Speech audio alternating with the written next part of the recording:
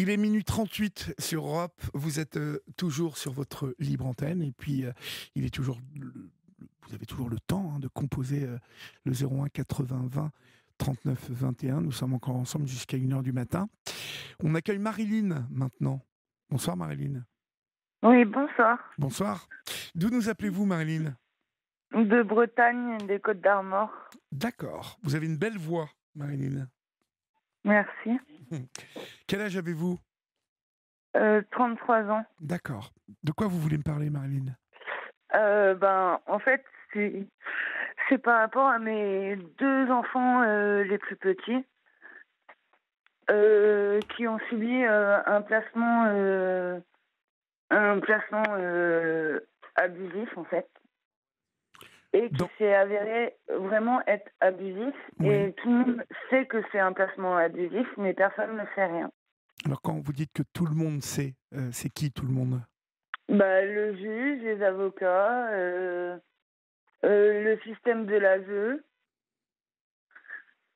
En quoi ce placement est abusif? Dites-moi.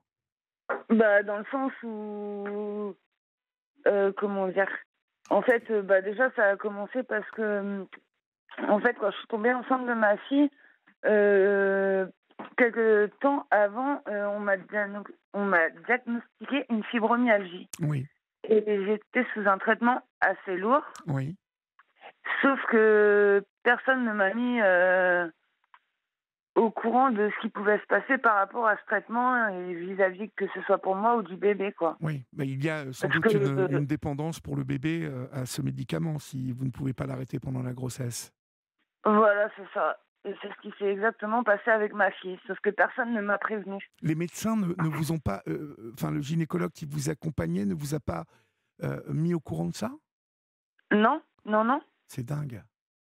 Que ce soit mon médecin qui me suit par rapport à la fibromyalgie ou que ce soit les gynécologues que j'ai pu voir, que ce soit tous les examens que j'ai pu faire alors que tout le monde savait très bien que j'étais enceinte, personne ne m'a mise au courant des, Des des risques? conséquences, Oui, des des conséquences, risques oui. Mm.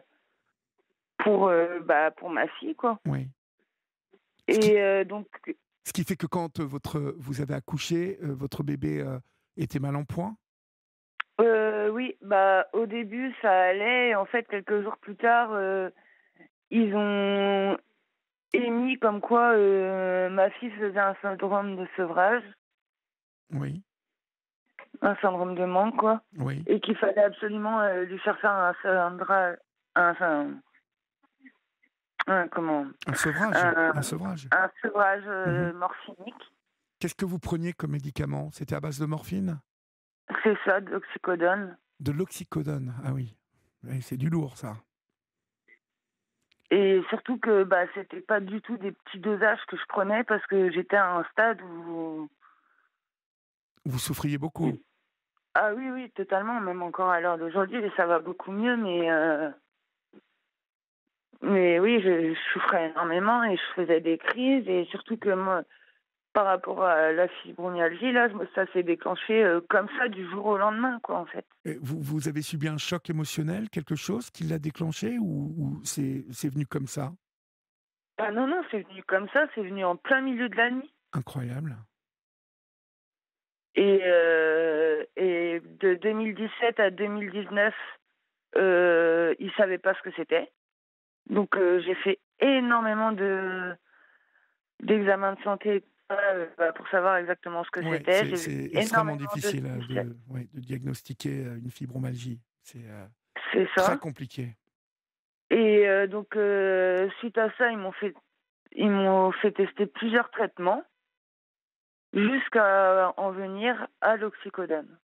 D'accord. L'oxycodone, qui est un médicament au- auquel il faut faire très attention, parce que c'est très fort, c'est très dosé en morphine. Oui, Bah, oui, c'est oui, c'est c'est un ça. opiacé, en fait, Mm. l'oxy. Il y a de gros problèmes aux États-Unis, d'ailleurs, avec ce médicament, vous le savez. Oui, oui, oui, oui. Ouais. Ce qui est dingue, c'est que le médecin qui vous a prescrit ça ne vous ait pas mis en garde sur la dépendance à l'oxy et pour le bébé. Il a carrément mis en danger votre enfant. Ah oui, oui, totalement, oui. Bon, donc revenons au placement abusif dont vous m'avez parlé au début de votre intervention. Euh, Qu'est-ce qui se passe quand votre fille naît? On vous reproche qu'elle soit dépendante, elle aussi? Ah oui, on me le reproche, on me dit que j'ai été complètement inconsciente d'avoir vécu une grossesse en étant sous traitement, que j'aurais jamais dû le faire, que j'ai pensé qu'à moi, que... Mais énormément de reproches. Oui. Que ça, tout le temps, tout le temps, tout le temps. Et pareil, différents médecins, différents spécialistes, différents... Chaque personne que je voyais rajoutait Sa petite son petit musique. truc. Oui. Voilà, c'est ça. Et en fait, suite à ça, ma petite, elle est née en août 2020. En septembre 2020, elle est sortie fin septembre de l'hôpital, de la néonate. Et ils ont réussi à demander un placement d'urgence pour ma fille. Donc elle a été placée pendant 15 jours en pouponnière. Mhm. Et de là, on a réussi à la récupérer. Avec, pareil, ils nous ont mis plein de trucs à faire pour pouvoir être sûr de pouvoir garder notre fille avec nous.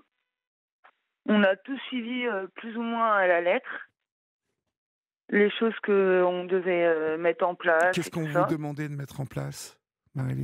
Que ma fille devait aller à la crèche régulièrement, que je devais avoir l'aide d'une PISF à domicile, que par rapport à l'ASE, il y a eu une AEMO qui a été mise en place. Oui. Et au départ, c'était que pour mon bébé. Mhm. Et fin septembre, j'ai pas décroché. Fin septembre, j'ai pas décroché un coup de téléphone parce que j'avais eu un problème avec mon téléphone et donc j'étais injoignable. Et de là, parce que j'ai pas décroché, en gros, le vendredi, et le lundi, ils m'ont demandé d'amener mes enfants à telle heure. Et de là, ils me plaçaient mes deux enfants, y compris mon fils à l'époque qui avait 5 ans. Et ça, vous ne vous y attendiez pas du tout? Bah oui et non, dans le sens où on m'avait dit t'aurais dû trouver une solution pour les tenir au courant par rapport à ton rendez-vous où t'as pas pu aller, tout ça. Mhm. Ouais, enfin bon. Mais comme je leur ai dit, eux, ils nous tiennent pas forcément au courant quand ils peuvent pas venir à leur rendez-vous ou quoi que ce soit. Et par contre, eux, on leur reproche jamais rien. Par contre, nous, on fait une erreur une fois et ça nous suit pendant des années. Et puis, ça, ça retombe après sur les enfants, alors que les enfants, c'est prouvé que les enfants, ils sont bien dans les familles, quoi, qu'ils Oui. manquent de rien, Mhm. que ils manquent surtout pas d'affection, surtout pas de... Le papa des enfants de... était là. Le papa des enfants Oui, était là. oui, oui, oui. Oui. D'accord. Et lui, il n'avait aucun problème lié à une addiction spécifique. Non, du tout. D'accord. C'est vraiment le traitement de l'oxycodone qui vous a mis dedans. Ah oui, C'est dingue. totalement. C'est fou.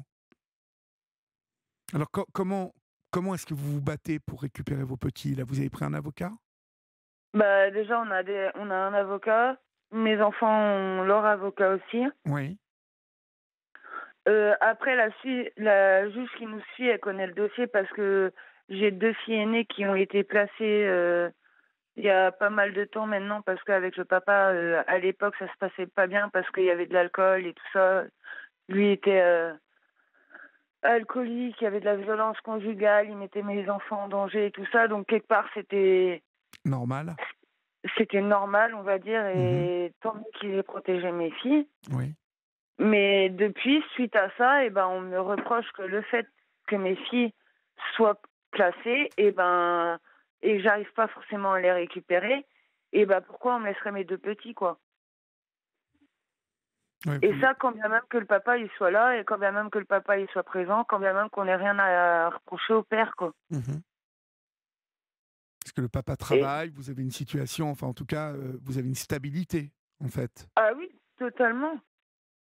Après, bah, comme tout le monde, des difficultés financières, Oui, surtout en ce moment, quoi. oui, Mais mis à oui. part ça, les enfants n'ont jamais manqué de rien. On a une stabilité, on est propriétaire, on a une maison. Enfin, déjà, les enfants n'ont jamais manqué l'école ni quoi que ce soit. Donc, Et qu'est-ce qu'on vous dit alors, au niveau de la justice familiale? On vous dit que vous allez récupérer vos petits ou on vous donne de l'espoir ou et qu'est-ce qu'on bah, vous à chaque raconte? fois, ils nous donnent de l'espoir en nous disant qu'on a la possibilité de les récupérer. Oui, Et puis au dernier moment, au moment du jugement, ah bah non, on se revoit l'année prochaine. On repasse vos enfants pour 1 an. 1 an à chaque fois. 1 an à chaque fois. Et c'est motivé par quoi, en fait, le refus que les petits reviennent à la maison? Et bah du fait que j'ai pu être sous traitement ou je suis encore sous traitement. C'est-à-dire qu'en gros, on vous reproche d'être malade? Voilà, c'est ça. Parce que je suppose que vous avez fait établir des certificats par les médecins qui vous soignent, qui justifient totalement le traitement d'oxy que vous prenez pour votre fibromyalgie. Ah oui, oui, oui, Fibromyalgie. je suis même allée voir un expert psychiatre demandé par la juge des enfants. Lui-même a dit que en aucun cas mes traitements mettaient en danger mes enfants, bien au contraire, et que en aucun cas mes enfants risquaient quelque chose avec moi, quoi. Mmh. Vous êtes Et que entouré? Il y a les grands-parents aussi qui sont là? Vos parents vous épaulent un peu? bah, c'est plus ma meilleure amie ou la famille très très proche et mon père. D'accord, Parce que bah, d'accord. j'ai perdu ma mère, quoi. Donc là, la dernière audience, elle a eu lieu quand, en fait, Elle Marie-Lou? a lieu au mois de juin. Oui, Et fin juin, début juillet, notre petit garçon de 8 ans, en fait, pour notre fille, il nous disait bon, bah, qu'on pouvait prendre le temps de la récupérer parce qu'elle était bien dans la famille d'accueil où elle était et tout ça, que ça posait pas vraiment de problème ni rien. Mais par contre, notre fils va très très mal. Ils l'ont mis en foyer, ils l'ont séparé de sa sœur. Euh, Mon fils va très mal, il fait des crises de panique, il est plus du tout souriant, il a perdu toute sa joie de vivre, il est tout le temps à pleurer, tout le temps mal au ventre, tout le temps malade, tout le temps. Et donc, à la fin de l'école, là, il nous apprend dans une discussion comme quoi il a subi des attouchements sexuels venant de la part de d'autres gamins du foyer. vous en avez fait part à l'équipe éducative? Ah oui, bah, parce que du coup, dès que mon fils en a parlé, il nous en a parlé le dimanche, le lundi ou le mardi matin, j'étais à la gendarmerie pour déposer plainte. Plainte, ouais, d'accord. Ils ont bien Euh, pris donc, euh, ils ont bien pris votre plainte? oui, ils ont bien pris notre plainte tout en sachant qu'il y a une cellule spéciale justement pour tout ce qui concerne les attouchements de mineurs et tout ça dans la brigade où on a été. Oui. Sauf que bah, ça reste à l'état de plainte en fait. Bah, ça pour le coup, le procureur devrait suivre la plainte après. Oui, sauf que, oui, d'accord, je suis d'accord que ça puisse mettre du temps et tout ça. Sauf qu'en attendant, mon fils, On le laisse où il est avec, on le laisse où il est et en présence des gamins qui l'ont abusé. mmh ouais, Tout en sachant qu'on c'est ne sait même terrible. pas jusqu'où ça allait réellement. Oui. C'est Alors terrible, qu'à la c'est dernière terrible. audience, on nous disait comme quoi il fallait absolument que notre fils rentre parce que psychologiquement il va mal. Et que comme quoi notre petit n'avait jamais vécu ça nulle part. Oui. Et on le place dans un endroit et il lui arrive ça. Et les agresseurs sont plus vieux que lui? Qu'est-ce qu'il vous a raconté, Oui, votre petit? mon fils a 8 ans et ses agresseurs ont 10, 11 et 12 ans. Et ça, les éducateurs à qui vous racontez ça, ils ne bougent pas. Non? Qu'est-ce qu'ils vous disent, en fait, que c'est pas vrai? Ah bah que, étant donné que Sacha ne parle pas, mais que les autres petits parlent, c'est compliqué de savoir réellement ce qui a bien pu se passer, à quel moment et tout ça, quoi. Mon Dieu. Quand on pense que ce petit, il a 8 ans, et si vraiment, réellement, il s'est passé ça, on peut imaginer combien il doit être mal dans sa peau, votre petit, là. Mais c'est atroce. Moi, j'ai jamais vu mon fils ou un de mes enfants dans l'état, quoi. Et vous le voyez tous les combien, votre petit, là? Bah, là, on le voit, on l'a eu une semaine sur 2 pendant les vacances, Oui. Et ça s'est avec bien sa petite passé? sœur. Ah Ouais. bah oui, nickel, et il veut pas retourner au foyer Bah quand oui, c'est vous la mettez. fin de la semaine. Mais je ne Il en comprends pas. pleure. Bah oui, mais je comprends pas en plus ça. Quand on fait une semaine sur 2 avec les parents, pourquoi, si ça se passe bien, ne pas continuer, en fait? Ben, j'en sais rien. Michel, au 739-21, vous conseille de vous procurer le livre sur la fibromyalgie du docteur Jean-Paul Curté, pardon. Vous trouverez peut-être d'autres solutions pour vous soigner autrement qu'avec l'oxy, nous dit Michel. Euh, Oui, oui, mais c'est déjà bien, je suis en bonne voie pour, Stopper bah, ça? j'ai déjà pas mal, diminué et tout ça, et heu et ça va, on va dire. D'accord, d'accord, J'ai trouvé d'autres alternatives. d'accord. Bah, vous êtes courageuse, hein, Marilyn, parce que ça doit être compliqué de décrocher de ce médicament-là, hein.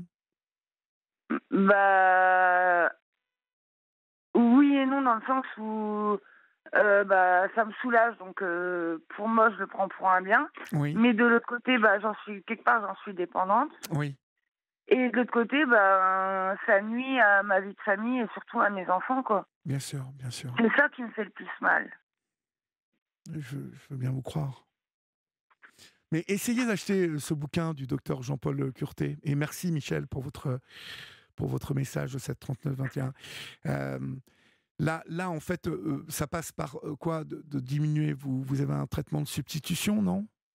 Non, même pas, je diminue, les doses, que j'avais Progressivement? depuis le départ progressivement, ouais. D'accord. Et à côté de ça, j'utilise du CBD, j'ai un magnétiseur et tout ça. D'accord, d'accord. On sait très bien si vous pouvez éviter même les traitements de substitution et arrêter complètement sans passer par là, c'est super. Ah bah oui, parce qu'en plus, OK, d'accord, c'est efficace et ça réduit les douleurs, mais de l'autre côté, bah, ça détruit aussi, quoi. Oui, oui, oui. Et je vois bien au niveau de ma santé, avant j'étais pas comme ça, hein. Fallait me traîner chez le médecin pour quand j'étais malade et tout ça. Et à l'heure d'aujourd'hui, eh bah, je suis obligée d'y aller tous les mois, ne serait-ce que par rapport à mon traitement. Ah, mais c'est une vraie calamité, cette fibromyalgie. On a fait des émissions spéciales il y a 5 ans, hein, quand je suis arrivé sur Europe 1. J'ai découvert l'étendue du mal de cette fibromyalgie chez les femmes. C'est quelque chose de terrible, terrible. Et Et en plus, c'est même pas pris en compte, généralement. non, en tout cas, d'abord, C'est pas reconnu. il y a une errance médicale encore concernant cette maladie. Beaucoup de femmes aujourd'hui sont en souffrance et ne savent pas qu'elles souffrent de fibromyalgie parce on est encore pas très avancé. En tout cas, il y a en tout cas un vide de connaissances sur cette maladie au niveau encore de pas mal de médecins. C'est pour ça que beaucoup sont dans l'errance médicale. Vous, vous, Bah, vous, c'est vous, ça. vous avez mis combien de temps à savoir que vous souffriez de ça? Bah, je suis tombée malade, en février 2017 et on a vraiment déposé le terme de fibromyalgie courant 2019. D'accord. Bon, encore 2 ans. Mais bon, vous avez dû déguster pendant 2 ans. Écoutez, j'espère en tout cas que ça va bouger un peu pour vous, hein. Si ça passe déjà par euh, le fait que vous arrêtiez complètement ce traitement, ils n'auront plus rien à vous reprocher, là. On est d'accord? Ah bah oui, mais même ils trouvent toujours quelque chose. Là, à la dernière audience, ça a été prouvé comme quoi le traitement, j'aurais dit que j'avais arrêté, que ça allait beaucoup mieux et tout ça. Oui, Donc mon médecin a bien voulu aller dans mon sens par rapport au petit. oui. Mais à l'audience, ils ont trouvé que, étant donné que j'avais des difficultés financières, et même au niveau de mes enfants. Parce que c'est mes enfants. Mhm. Alors que, pareil, tout le monde a bien vu que mes enfants n'ont jamais manqué de rien. Mais non, mais vous savez, de toute façon, Jamais. malheureusement, on touche à la fin de l'émission, mais vous le savez, c'est extrêmement compliqué quand les enfants sont placés de les récupérer. Donc, vous savez ce qu'il vous reste à faire, c'est-à-dire essayer de faire du mieux que vous pouvez. Et puis, bien évidemment, j'espère que ça suivra. En tout cas, ne manquez pas de me tenir au courant, Marilyn, et n'hésitez pas à me rappeler pour me dire comment ça évolue, tout ça, d'accord ? D'accord, pas de souci. D'accord. Encore merci. Et je vous en prie.